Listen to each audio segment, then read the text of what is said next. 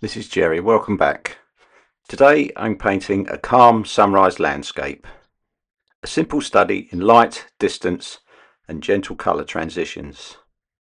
I'll take you through the full process from the first wash to the final details.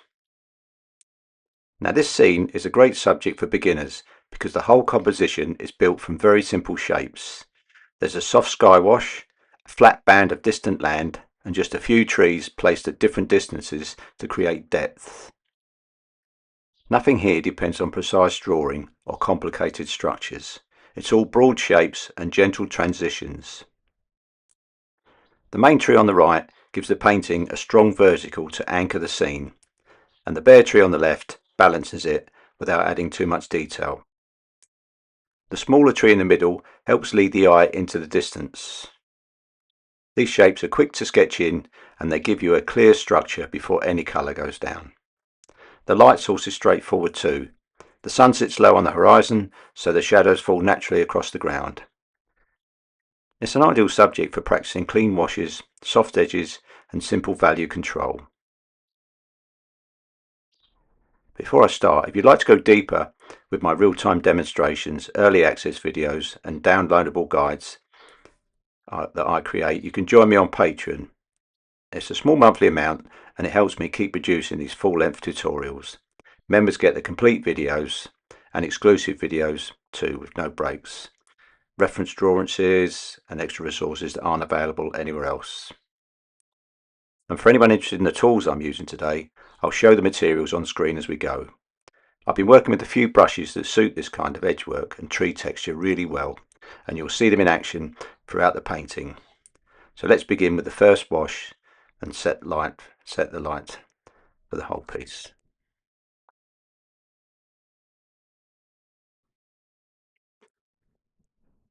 First off, I'm using a large brush just to wet the paper. I'm using Saunders Waterford 140 pounds rough paper taped to a board, and the board's at a very slight angle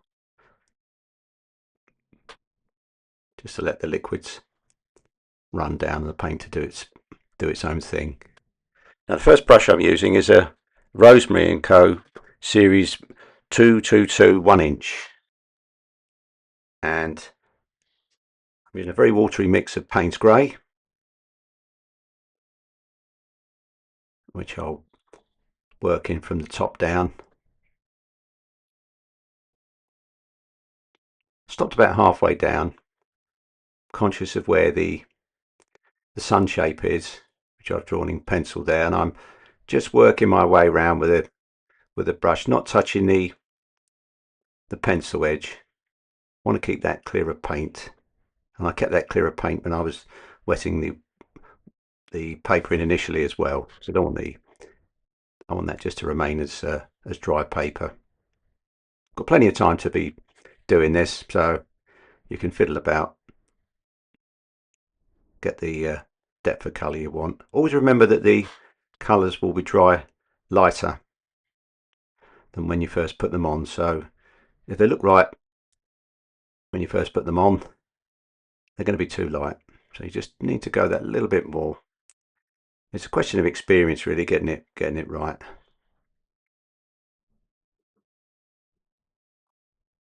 I'm just blending this in with the watery Payne's Grey mixture.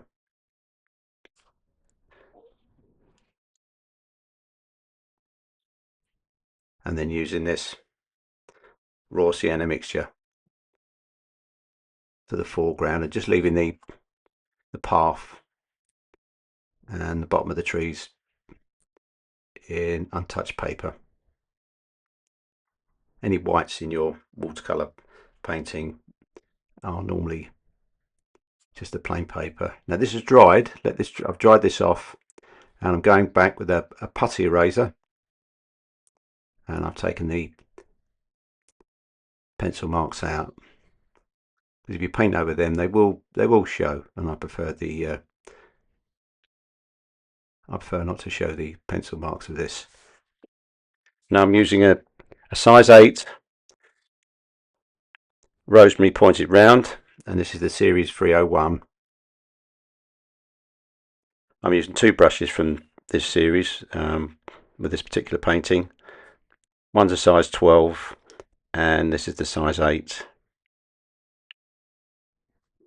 That's all the brushes I'll need with this. What I do is I'll rinse the brushes out in clean water after I've used it if I want to change colour, and then I'll wipe the brush out on a flat sponge pad I have on my board on my table, and then go again.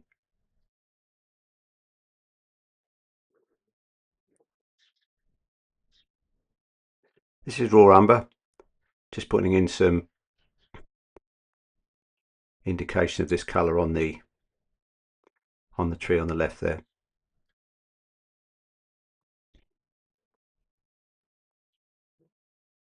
Quite a classic scene, this kind of thing, and one that when I was first learning I practiced a lot and found it very useful. And the drawing's not too complicated either. Doesn't have to be exactly the same as mine if you're going to be following along. And if you go onto my Patreon site, there's the outline drawings are on there for you to use, and then you can use maybe a light box or tracing paper to take the images off there if you're really unsure of your drawing abilities. Lavender,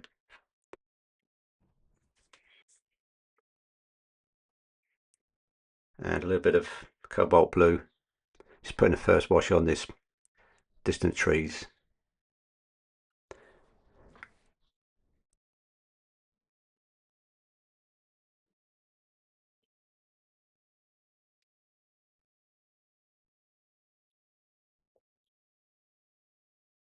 Use the cool colours for the distance.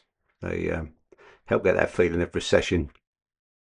And then the warmer colours, like the raw sienna,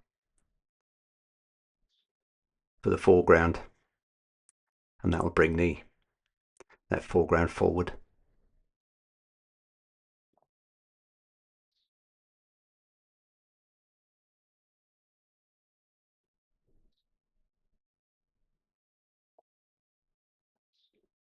Just using raw sienna, and varying the tones with the amount of water that's I've added to it.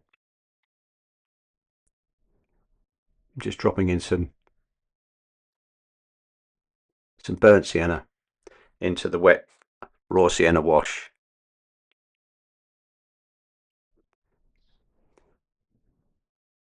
This will merge in when it dries. You won't see these bands of colour like this.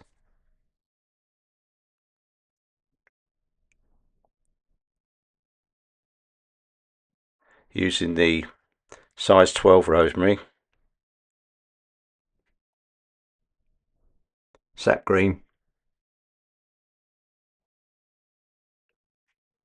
a little bit of alizarin crimson, tone down the colour a bit, and putting in these this tree on the right.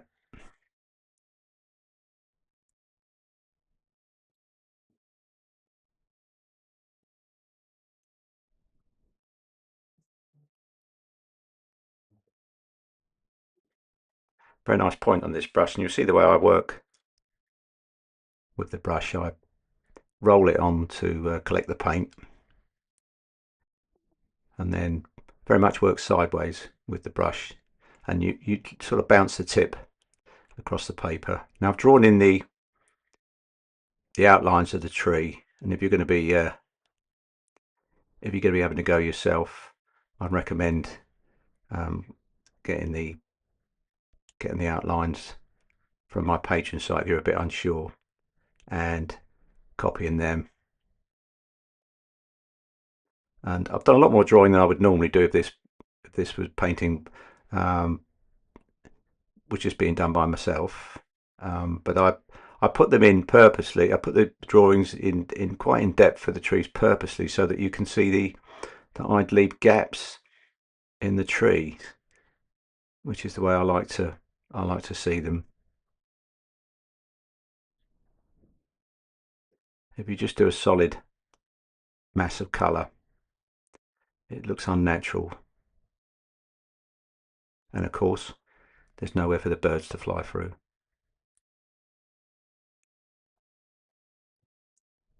Cerulean blue, putting it into the green mixture. Very cool colour, and you'll see the difference there with this tree in the distance. That's feeling a recession there because it's cooler than the tree in the front of the picture on the right hand side there.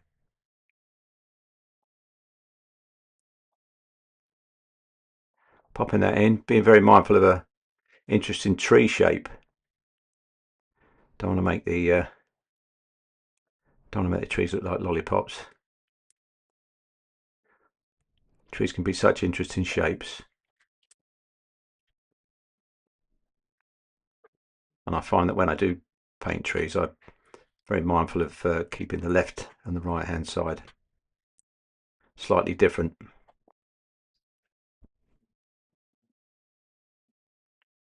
Raw umber, going into the wet paint.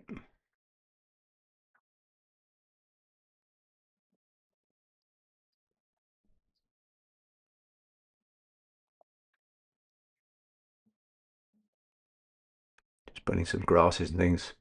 Using the size 12 Rosemary.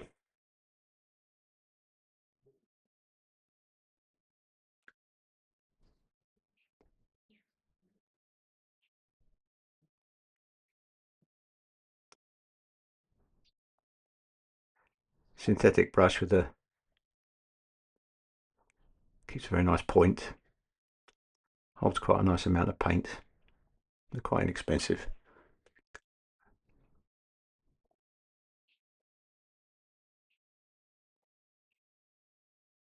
And moving over to the left hand side, doing the same.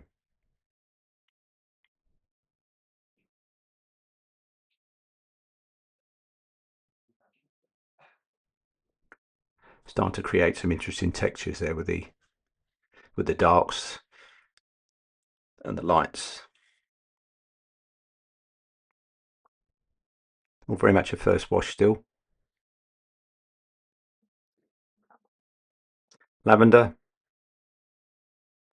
sap green,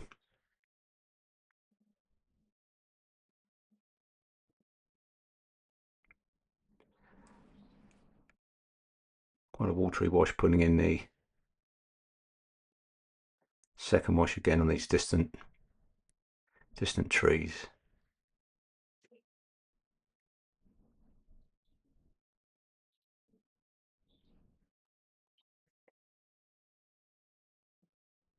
You see I'm starting to build the washes up now.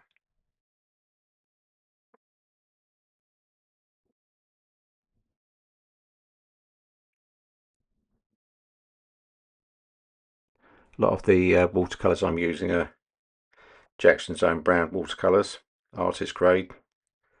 I find them very good to use.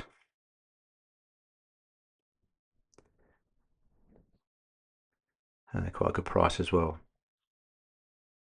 But they are good quality. I'll replace some of my Winsor & Newton colours with these.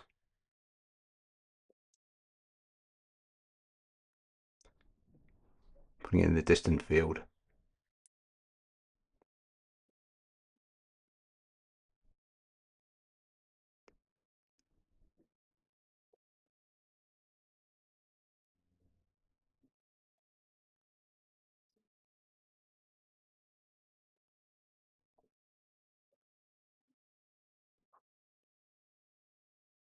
French ultramarine with the sap green.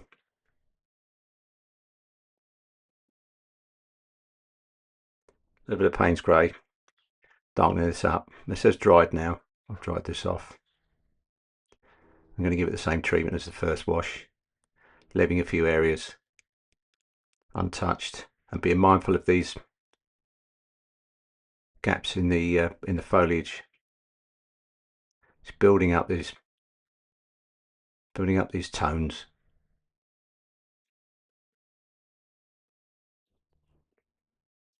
Just varying in the tones as well. Different amounts of ultramarine and sap green.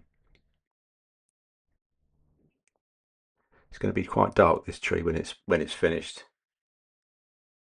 and it'll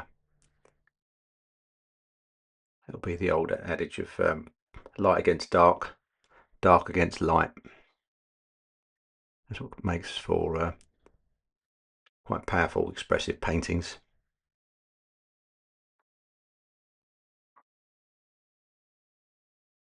Payne's grey.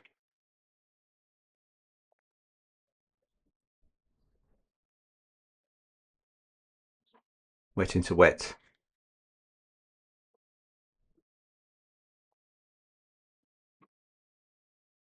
And just using the tip of this size 12 brush to give an indication of some leaves and some branches just sticking out from the edges of the tree. Quite like to finish my trees like this. It's just my style. Not fussing, but just virtually dabbing with the tip of the brush. Need a good point on the brush to do this.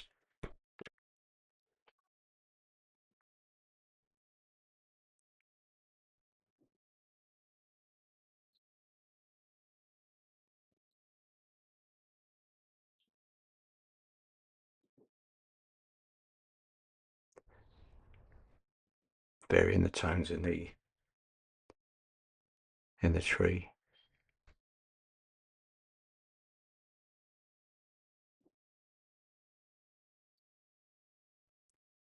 I do tend to work this way with trees, doing the leaves first and the tree trunks and branches later on.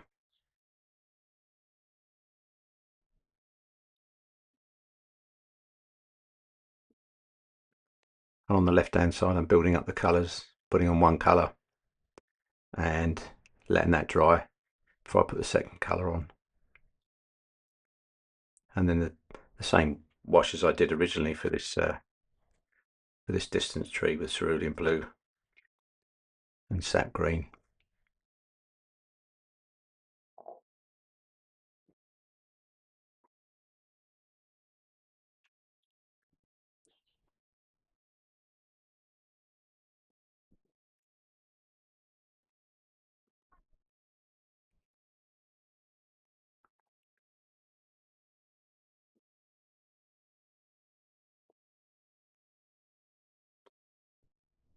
Now I'm using sepia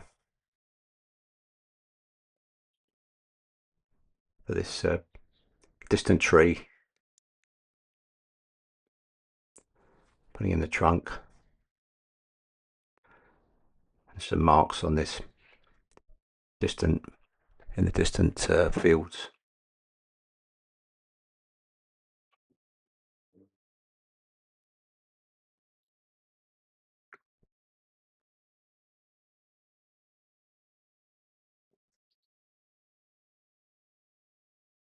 Good colour to use for tree trunks. Just doing the thicker part of these trunks now with this. It's got a nice point on this brush, so I can get quite a bit of it in before I have to stop.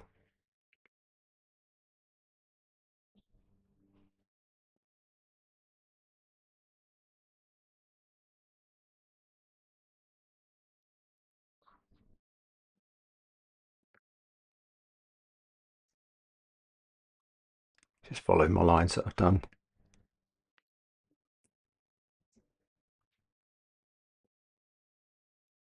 Always remember doing your trunks thicker at the bottom, getting thinner. Just be mindful of that when you're doing them.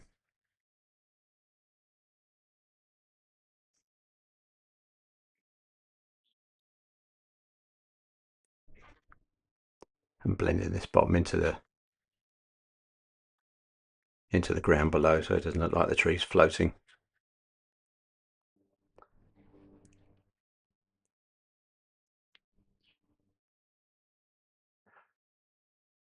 Nice dark mixture here with some Payne's grey added to the sepia.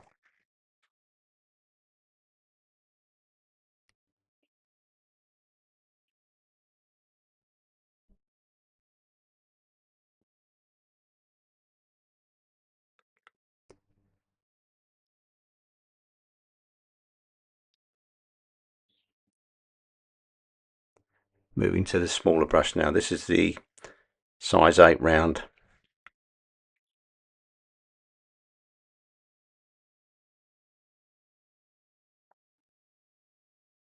This is just about the smallest brush I'll use before I start to use a rigger.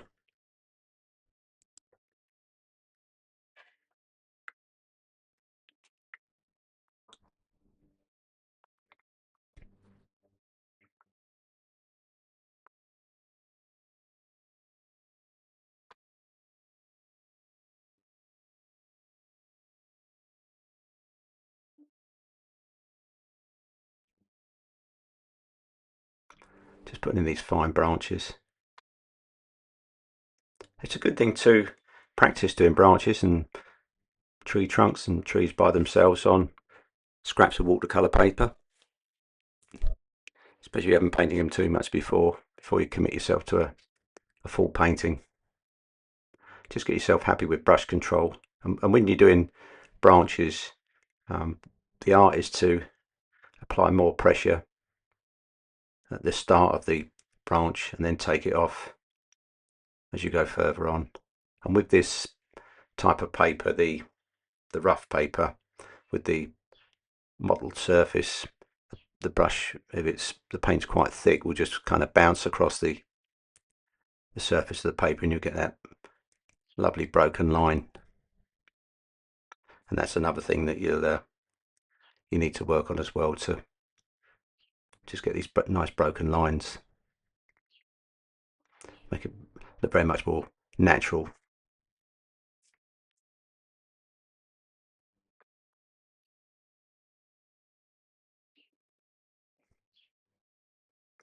Just having some fun here, putting the lots of little branches in, but only going so far. It's very easy to overdo this kind of thing, but there would be quite a few branches here, but I don't want to put in every single one. Just an impression, just enough for you to imagine that it's a full-grown tree with branches.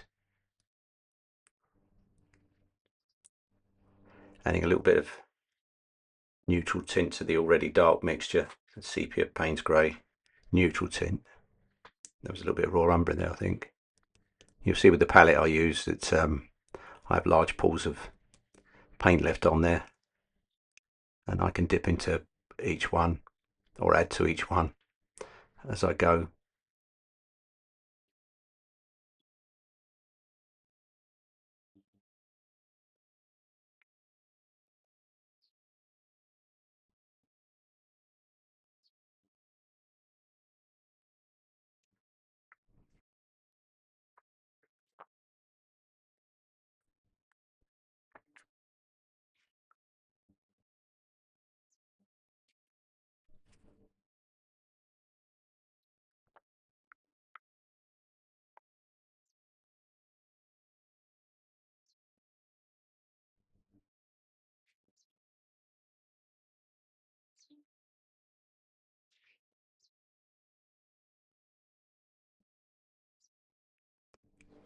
Lots of small branches here with this part of the painting. I'm using a number 1 pure sable brush. This is from series 88,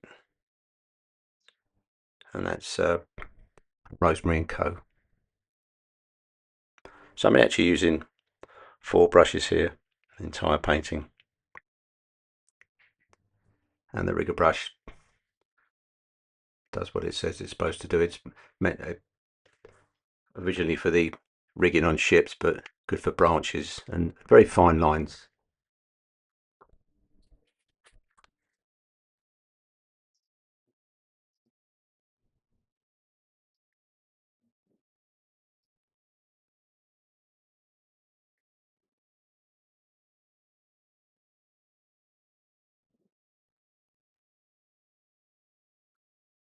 Putting lots of branches on this tree on the left there because it's pretty bare.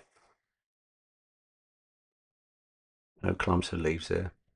And then just flicking this rigger brush to create the image of grasses coming up through the shrubs.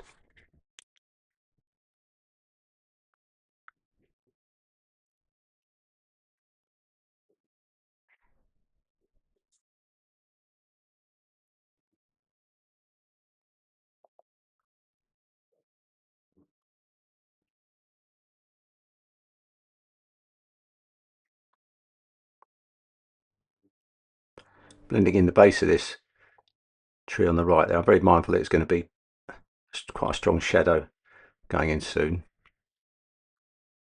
So just starting to pull that darkness at the base of the tree towards the path, the track. Very much a feature of this painting is going to be the shadows. Neutral tint, Payne's grey, a little bit of alizarin crimson, darkening this tree even more.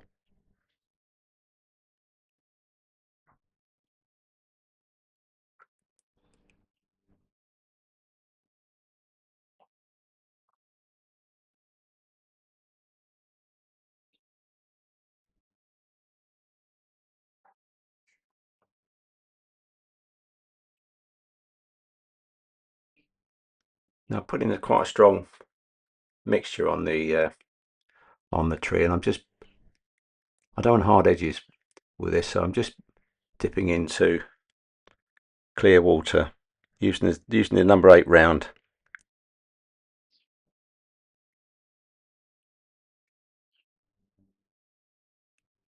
Just blending that in.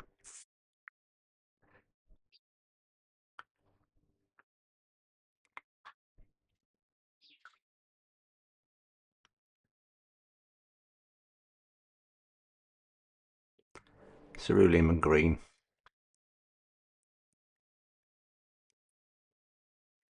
Putting in a few spots on that distance tree. Giving it a nice variety of tones. The same colour, but so it's had 3 washes more or less the same colour, but the varying tones.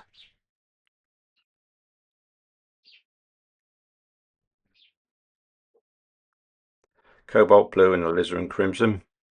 Not very much alizarin crimson because it's a very strong colour. And now I'm going to start putting in these shadows across the path. And you'll see very much a part of the painting, and also a connection from right to left. Very important for your paintings to have connections, and be mindful of the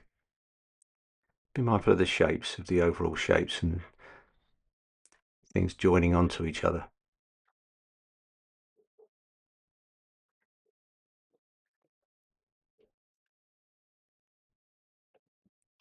And then just running over these bushes on the right hand side there, just giving them some shadow too, and a little bit on this foreground as well.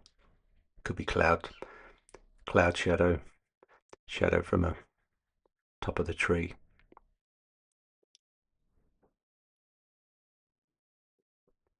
And then pure neutral tint with the rigger brush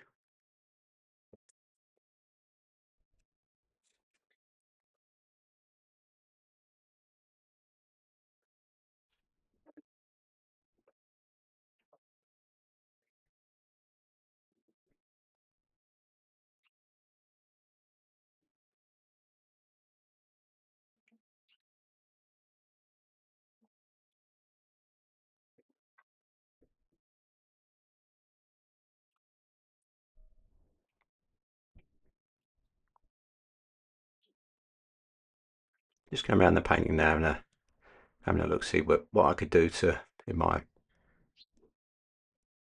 mind to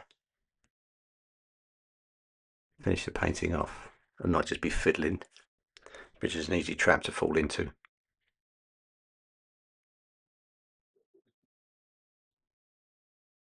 You can see the beauty of the light track and the dark shadows, and the light track and the dark bushes on the left, light against dark, dark against light.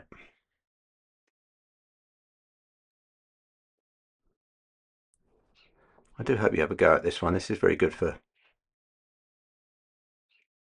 beginners.